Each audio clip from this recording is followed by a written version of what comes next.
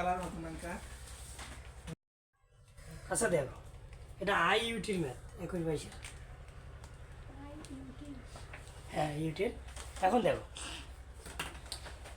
এখানে বলা আছে যে ইন এ সাইকেল, একটা সাইকেলে ইন ওয়ান সাইকেল মানে একটা চক্রে এ হিট ইঞ্জিন অ্যাবজর্ব করে, a heat engine absorb 500 joule from a high temperature reservoir, মানে জলাধার উচ্চ তাপমাত্রার একটা জলাধার থেকে সে কী করে 500 জুল নেয়। এখন তো 500 জুল নেয় না, অ্যাবজর্ব করে, এটা বি হবে। অ্যান্ড এক্সপেলস মানে ত্যাগ করে, কী ত্যাগ কত 300 জুল টু লো টেম্পারেচার, মানে উচ্চ তাপমাত্রা থেকে 500 জুল নেয় আর লো টেম্পারেচারে সে কী করে রিজার্ভার মানে 300 জুল সে ত্যাগ করে, তাই তো? আচ্ছা, তারপর বলছে if the efficiency of this engine, যদি দ্য এফিসিয়েন্সি মানে কর্মদক্ষতা অফ দিস ইঞ্জিন মানে ইঞ্জিনের ইজ 60%, মানে যদি ইঞ্জিনটির কর্মদক্ষতা হয় 60%, কার 60%? এই লাইনটা গুরুত্বপূর্ণ, কার 60% of the efficiency of a Carnot engine. দেখো এই দেখো, ইফ দ্য এফিসিয়েন্সি যদি কর্মদক্ষতা অফ দিস ইঞ্জিন এই ইঞ্জিনের ইজ হয় ইজ 60%, কার 60%? Is 60% of the efficiency of a Carnot engine, মানে এই হিট ইঞ্জিনের এই যে অফ দিস ইঞ্জিন এইটা মানে কিন্তু হিট ইঞ্জিন, এর কর্মদক্ষতা 60%, ইজ মানে হয় 60%, কার 60%?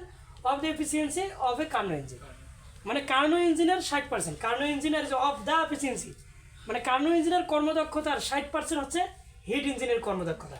এই হিট ইঞ্জিনের কর্মদক্ষতা ইজ 60%, কার 60% অফ দ্য এফিসিয়েন্সি কর্মদক্ষতার অফ এ কার্নো ইঞ্জিন মানে কার্নো ইঞ্জিনের। হোয়াট ইজ দ্য রেশিও মানে এটার অনুপাতটা কত? Of the cold temperature to the high temperature in the Carnot engine, মানে কার্নো ইঞ্জিনের লো টেম্পারেচার আর হাই টেম্পারেচারের রেশিওটা আমাদের কাছে চাইছে, তো হলো। তা আমরা এখান থেকে ম্যাথ শুরু করি। আমরা তো অবশ্যই এখানে যে নীতিতে ম্যাথ করতেছি সে নীতিটা হচ্ছে আমার চাইছেটা কি সেটাই কাজ করা। দেখো এই লাইনটা গুরুত্বপূর্ণ, the efficiency of this engine, এই দিস ইঞ্জিন মানে কোন engine? This is hit engine, তাই না? তাহলে এই যে the efficiency of heat engine, তাহলে এই এফিসিয়েন্সি মানে কর্মদক্ষতা, এই যে হিট ইঞ্জিনের কর্মদক্ষতা আমি নিলাম, তো এই যে হিট ইঞ্জিনের কর্মদক্ষতা ইজ 60%, তা আমি 60% দেবো। এখন এই যে দেখো 60% দিলাম, কার 60%? Of the efficiency of a Carnot engine, মানে কার্নো ইঞ্জিনের 60%, তাই না? তার মানে ইনটু এই যে কার্নো ইঞ্জিন, এই যে কার্নো ইঞ্জিনের, দেখো তো হিট ইঞ্জিনের কর্মদক্ষতা কার্নো ইঞ্জিনের কর্মদক্ষতার 60%, তাই না? তো সলভ। এখন আমরা কি লিখবো? হিট ইঞ্জিনের কর্মদক্ষতা সমান আমরা কিন্তু জানি 1 মাইনাস Q2/Q1, এইটা হলো উচ্চ তাপমাত্রার উৎস কোনো সোর্স, মানে এখান থেকে তাপ নেয়, আর এটা তাপ গ্রাহকের তাপ, এটা হলো উৎসের তাপ, এটা গ্রাহকের তাপ। এই যে দেখো উৎসের তাপ থেকে 500 জুল নেয়, এই যে দেখো ইন এস ওয়ান সাইকেল প্রতি চক্রে এই হিট ইঞ্জিন অ্যাবজর্ব করে 500 জুল, তাহলে অ্যাবজর্ব করে সে নেয় উচ্চ থেকে 500 joule from a high temperature মানে হাই টেম্পারেচার রিজার্ভার, মানে উচ্চ তাপমাত্রা জলাধার থেকে। আর কী করে সে? এক্সপেলস করে, এক্সপেলস মানে ত্যাগ করে 300 joule to low temperature reservoir, মানে লো টেম্পারেচারে সে করে এক্সপেলস করে। তাহলে এইটা হলো উচ্ছের তাপ, আর এটা কি? এই যে তাপটা কোনটা? কে এইটা কি? এইটা হলো তাপ গ্রাহকের তাপ, এইটা, আর উচ্ছের তাপ কি? এটা না? এখন আমরা কি লিখতে পারি দেখো, এখন এই যে 60% ইজ ইকুয়াল কি লেখা যায়? 0.6, এটা তো আমরা 100 দ্বারা ভাগ করবো, তাই না? আবার এখানে কি এবার কার্নো ইঞ্জিনের কর্মদক্ষতা ইকুয়াল কি লেখা যায়? আমরা জানি 1 মাইনাস T2/T1, এইটা কিসের তাপমাত্রা? এটা উচ্ছের তাপমাত্রা, আর এটা কি? গ্রাহকের তাপমাত্রা। এখন উচ্ছের তাপমাত্রা তো অবশ্যই বলছি যে এটা হাই লেভেল একটা, আমরা যখন কনসেপ্টগুলো করছি তখন দেখছি উচ্ছের তাপমাত্রা মানে এত বেশি তাপমাত্রা যে ওখান থেকে তাপ দেওয়া নেওয়া করলে বোঝা যায় না যে তাপ দেওয়া নেওয়া করছে বঙ্গোপসাগরে পানি খাওয়ার মতো, এই বলছিলাম না কনসেপ্টের সময়। তাহলে এইটা হলো হাই টেম্পারেচার রিজার্ভারের, আর এটা লো টেম্পারেচার রিজার্ভার। এই দেখো হাই টেম্পারেচার রিজার্ভার আর একটা লো টেম্পারেচার। তাহলে ওই কথাটা এখানে বলছে, এই যে হোয়াট ইজ দ্য রেশিও মানে অনুপাতটা কত? দ্য কোল্ড টেম্পারেচার, এই যে cold temperature to high temperature মানে হাই টেম্পারেচার, এই যে তাপ উচ্চ তাপ গ্রাহক। তাহলে এই মানটা আমাদের দরকার। এখন দেখো এগুলো সব মান আমরা জানি, আমি তো আর এগুলো করাবো না। এই যে দেখো T2 T1 হয়েছে কি, এই দেখো তো কোল্ড টেম্পারেচার, এই যে cold temperature to the high temperature, এই যে হাই টেম্পারেচার। তাহলে কোল্ড টেম্পারেচার আর হাই টেম্পারেচারের রেশিওটা চাইছে, এটা অনুপাতটা চাইছে, তার মানে এই পুরো মানটা আমাদের কাছে চাচ্ছে, তাই না? এবার এইটা যদি বের করতে চাই, দেখো এগুলো সব মান কিন্তু আমরা জানি। দেখো এই যে পুরো লাইনটা থেকে এই মানটা কিন্তু আমরা জানি, এটা কত 500 জুল, তাই না? এই মানটা কত বলো 300 জুল। আর কি চাচ্ছি, সবে তো এখানে দেয়া আছে, দেখো এখানকার সব মানে দেয়া আছে, শুধু T2/T1টা আমরা বের করবো, সব সলভ ওই অনুপাতটাই আমাদের কাছে চাইছে। আশা করি বুঝতে পারতেছো, থ্যাঙ্কস। আচ্ছা দেখো এখন এইখানে এটা আমরা সলভ করি, দেখি এই ম্যাথটা কি বলতেছে। এখানে বলছে যে এ ডেভেলপ কান্ট্রি জেনারেট মানে কি, উৎপন্ন করে, একটা উন্নত কান্ট্রি, এ ডেভেলপ কান্ট্রি জেনারেটস মানে উৎপন্ন করে about 5 × 10⁻16 joule of electrical energy a day. একদিনে তারা উৎপন্ন করতেছে প্রায়, অ্যাবাউট মানে কিন্তু প্রায় 5 × 10⁻16 জুল অফ ইলেকট্রিক্যাল এনার্জি, মানে কোথা থেকে ইলেকট্রিক্যাল এনার্জি। তারা দিনে তারা বৈদ্যুতিক শক্তি উৎপন্ন করতেছে 5 × 10⁻16 joule.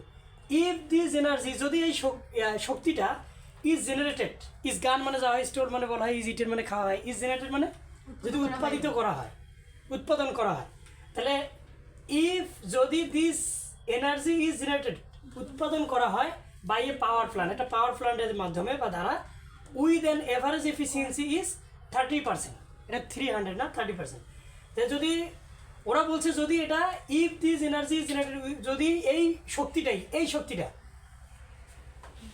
If this energy is generated উৎপন্ন করা হয় বাই এ পাওয়ার প্ল্যান্ট, মানে একটা পাওয়ার প্ল্যান্টের বৈদ্যুতিক প্ল্যান্টের মাধ্যমে, তাহলে with an average efficiency of 30%, মানে 30% কর্মদক্ষতা নিয়ে, 30% কর্মদক্ষতা নিয়ে, how much heat is dumped into the environmental is day.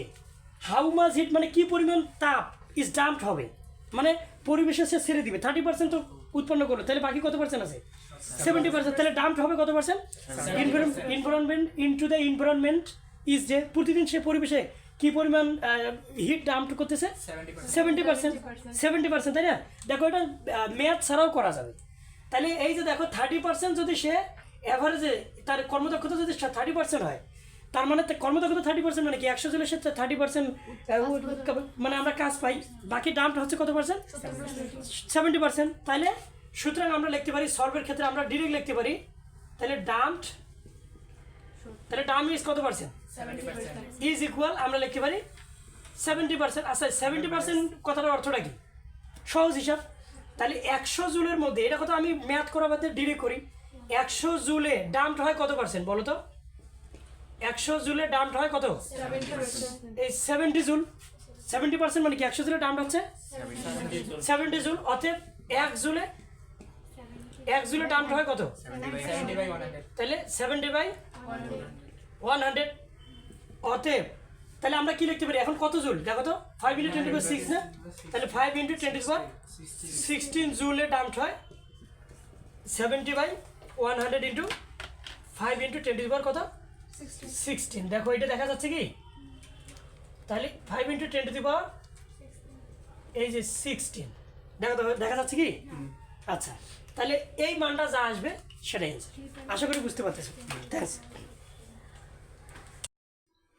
আচ্ছা দেখো এইখানে ডিউরিং ওয়ান সাইকেল, তার মানে একটা চক্র, ডিউরিং মানে যাবতীয় একটা চক্রে, একটা ইঞ্জিন এক্সট্রাক্টস, এটা তো থার্ড পারসন না, ইঞ্জিন, এটা S/S হবে।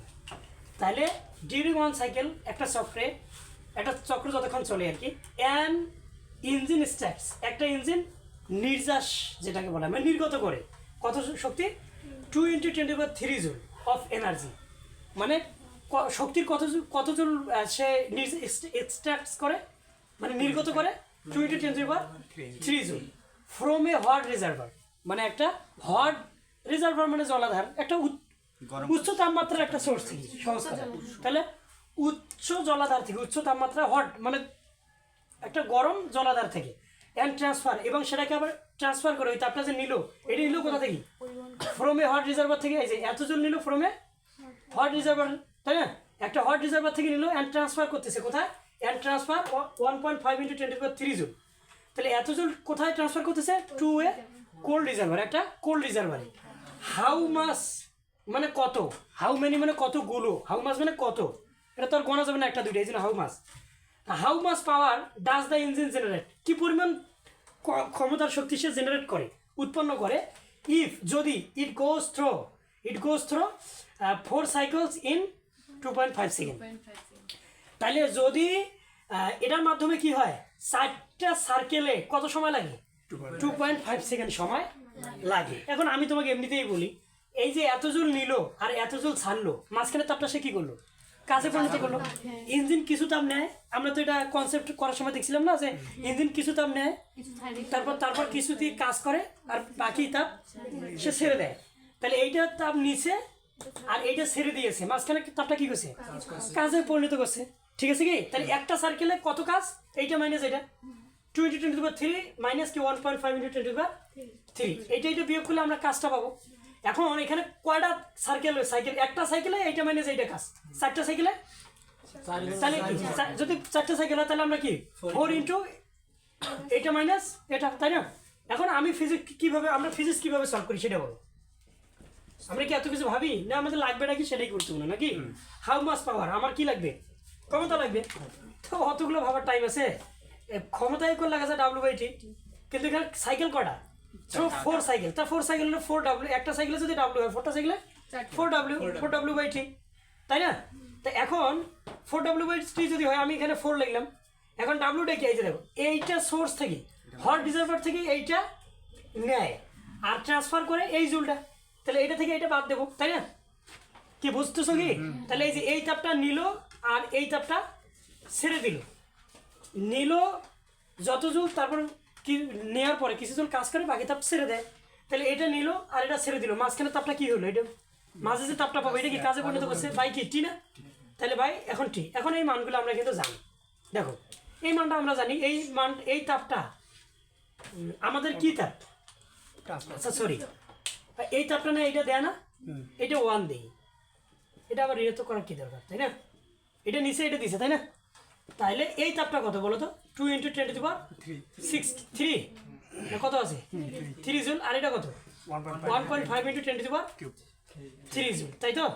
আর এই মানটা কত, এই তো 4টা সাইকেল না, তাহলে 2. কত সেকেন্ড, 5 সেকেন্ড, এই যে শেষ। ফিজিক্স অত ভাবতে হয় না, আমার ক্ষমতা লাগবে, ক্ষমতা সমান বের করবো, 4টা W/T। এখন 4টা W সামনে আমরা 4 দিচ্ছি কেন, তাই না? কেন দিচ্ছি, 4টা সাইকেলের আছে, এই সময়টা কটা সাইকেলের, একটা W না 4টা W, তো 4টা। এখন Wটা আবার কি, আমি 100 জুল নিছি, 30 জুল ছেড়ে দিছি, পরিবেশে ছেড়ে দিছি, তার মানে আমি কাজ করছি কত জুলের, মানে 100 জুল নিচে 30 জুল আমি ছেড়ে দিছি পরিবেশে, তাহলে 70 জুল কাজে পরিণত করছে। তো এটা জুল নিচে এটা জুল ছাড়ছে, তার মাঝখানে কাজ, বুঝতে তো? আচ্ছা, তো থ্যাংকস।